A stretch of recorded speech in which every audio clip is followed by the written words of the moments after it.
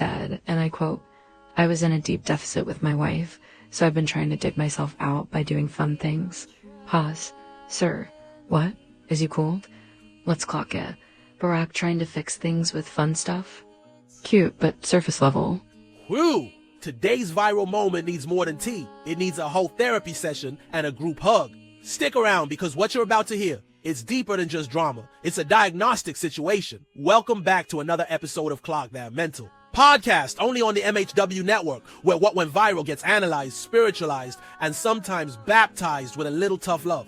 Starring Dr. E. Sassy dropping wisdom, my boy Micah on the mic dropping that last gem, and myself, J. Peasy, on EP and anchor for this ship. So I'll be your guide to what spiraled, and what just straight up needs to be clocked. Quick disclaimer, we honor the principles of fair use. Everything shared here is commentary, critique, and transformation. And yes, we the people of Clock That Mental podcast and the MHW Network will always support DEI and shall not be moved, like the tree planted by the water. We respect creators, cultures, identity, and we respect the law. Word to Onija, the viral queen of Pakistan. Safe space vibe check. And let's get this straight. This ain't a hate zone. No bullying, no mental abuse, no keyboard chaos. This is a healing table, not a hot mess express. If you're vibing already, smash that like to show your support for mental health awareness, subscribe for more emotional clarity, and drop in the comments. If your inner child could watch this with you, what would they say about how we show?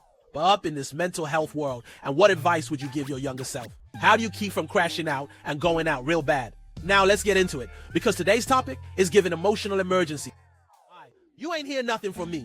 Paging Dr. Ebony to the situation room. We got a code blue and a tease at a clinical level. For real, for real. I'll take the segment from here. Thanks, bro. You are the bestest. Hey, y'all, it's your smart, emotionally intelligent, and slightly spicy teenage voice of reason. Dr. Ebony or Dr. E. Sassy when the library is open and your book is read. Anyways, I'm back again with another episode of Clock That Mental podcast, where myself and you, my licensed comment doctors, aka my LCTs, assemble in our situation room to dissect and diagnose big age behaviors giving low vibrations. Using common sense practices, psychology, and empathy. Listen, you already know I had to spin the block with some tea and a diagnosis to deliberate. Today's tea? Oh honey, it's hot. We're deep diving into Barack Obama's recent confessional. And this confessional wasn't with a priest, when he straight up said he was in a deep deficit with his wife, Michelle. Yeah, the Michelle Obama.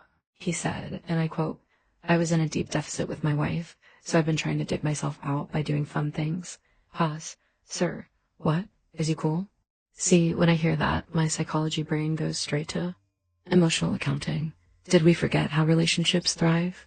They run on emotional bank accounts. Every time you show up, listen, support, or express love, boom, deposit made. But neglect, emotional distance, or being wrapped up in your own world, that's a withdrawal. And baby, Barack just told us his account was deep in the red.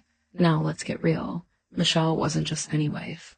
She was the first lady, holding it down publicly, raising kids, being the rock, while being scrutinized and misgendered by vile gutter snipes who feeds on lies and becomes Ray Charles to all things true. Meanwhile, Barack's out here saving America. One policy at a time. Admirable. Yes, emotionally exhausting for her. Also yes, that dynamic is what we call emotional labor. And most of the time, it goes unpaid, unrecognized, and unreciprocated. That creates a power imbalance, one that's not always visible, but deeply felt. Let's clock it. Barack trying to fix things with fun stuff? Cute, but surface level.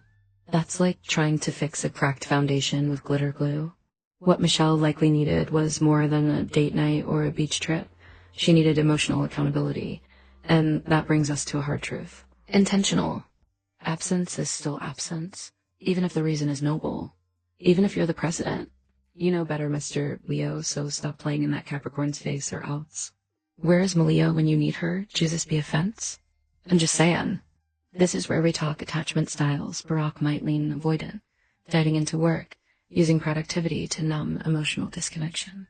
Michelle, possibly anxious, preoccupied, holding it all together while silently hoping he'd notice her.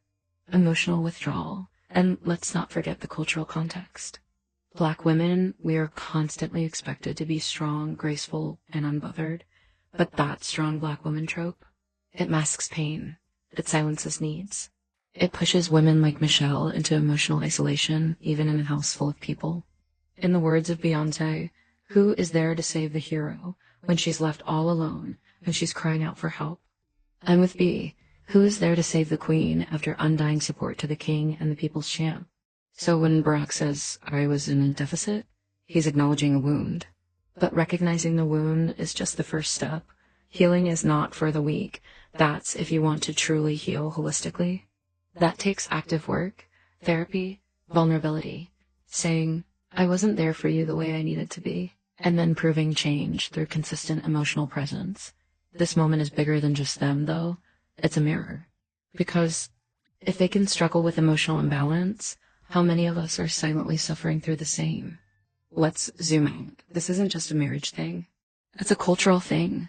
Men are often raised to believe that emotional availability is weakness, that providing money is the same as showing up. But y'all, your presence matters more than your paycheck, and that's on mental health. Now, for my diagnosis, relational emotional neglect, likely built up over years of misaligned priorities and unspoken emotional needs. The treatment plan? Regular emotional check-ins, mutual therapy, and stop calling disconnection just being busy. That's emotional gaslighting. Let's switch to solutions. Daily emotional check-ins. Stop assuming your partner knows. How you feel, say it out loud. Therapy is not a last resort, it's maintenance. Ask, do you feel emotionally safe with me? Not just, are you happy? Now, here's where it gets spicy. If Michelle were not a black woman, would the public be more outraged about her having to carry that emotional weight alone? If Barack were a regular man, not a former president, would we praise him for admitting the deficit, or drag him for years of unchecked emotional neglect? See how patriarchy and race intersect here? That's the real tea, so clock that mental.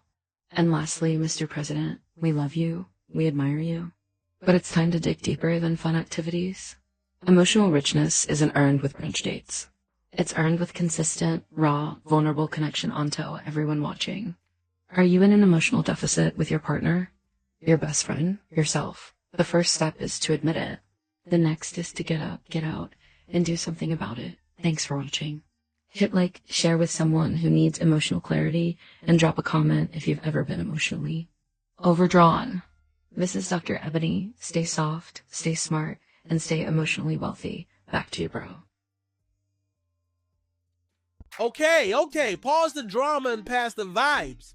This is your commercial plug with a quick, shameless but soulful plug. Listen up. If you're out here changing lives, running a dope charity, or just spreading light in this chaotic world, we see you and we want to amplify you. Slide into our inbox at payitforwardmovement14@gmail.com. Yes, spell it all the way out like you're sending an email to your future self, and it's the number 14, not spelled out, okay? One more time for the people in the back half sleep. With a cup of tea, that's Pay It Forward Movement with every word spelled out. And the number 14, got a juicy video you need us to dissect like a psychology final. Or maybe you're a script writing baddie or a mental health expert with flavor. Hit us up. Oh, and don't be shy with those donations either. We're building a movement, not just content. So let's link up, light up, and lift up. Now back to your regularly scheduled healing sesh right here on the MHW Network. Deuces. This is Micah back on the mic. You're a little angry with a big OL heart. I want you to stay loud with your love, firm with your boundaries. And if nobody told you today, you're doing better than you think. So before we wrap, I'ma drop this little gem. You just heard Dr. Ebony lay it down real clean, right? So now what? Like, how do we take all that mental health magic and actually use it? That's where a smart goal comes in. And no, I ain't talking about just being smart at school. I'm talking goals that are specific, measurable, achievable, realistic, and time-based. Here's why it matters. When your goals are fuzzy, your brain starts crashing out. Anxiety hops in the driver's seat.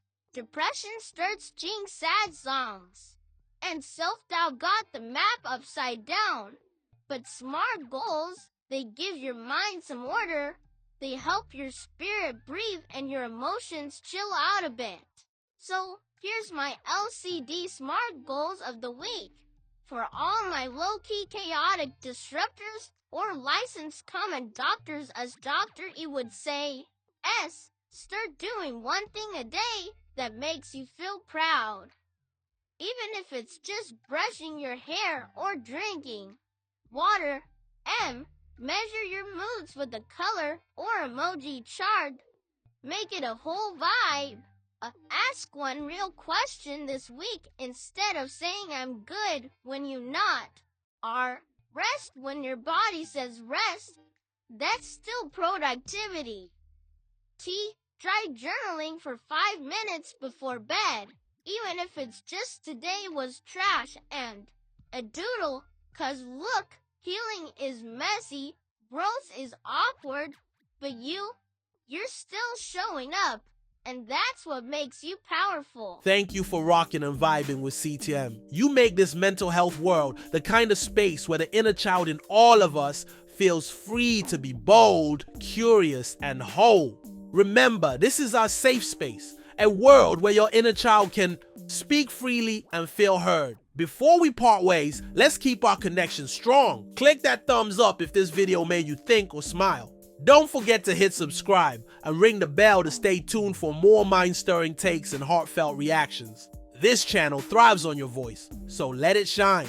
Drop your thoughts and diagnosis from today's video in the comments below. Now, before we go, I want to share something really special, something my big mama made me do every day as a kid.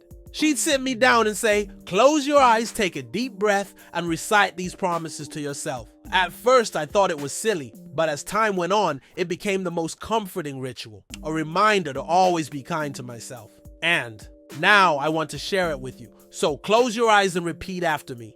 I promise myself to be so strong that nothing can disturb my peace of mind, and I will be patient with my growth. I promise myself to honor my feelings. I promise myself to believe in my worth. I promise myself to celebrate my victories, big and small. I promise myself to always try my best and forgive myself when I don't. I promise my inner child that I'll never neglect it, always respect it, always keep it 100, and I will always evolve higher. Carry these promises with you because you deserve all the love, kindness, blessings, peace, wisdom, and growth for you, your soul. Together, we're not just viewing the world, we're healing it one viral moment at a time. Now, don't forget your LCD SMART Goals assignment. And until next time, keep nurturing your inner child and remember, you're valued, you're seen, and you're not alone in our mental health world. So clock that mental, only on MHW Network. Bless up, kings and queens. That's a wrap.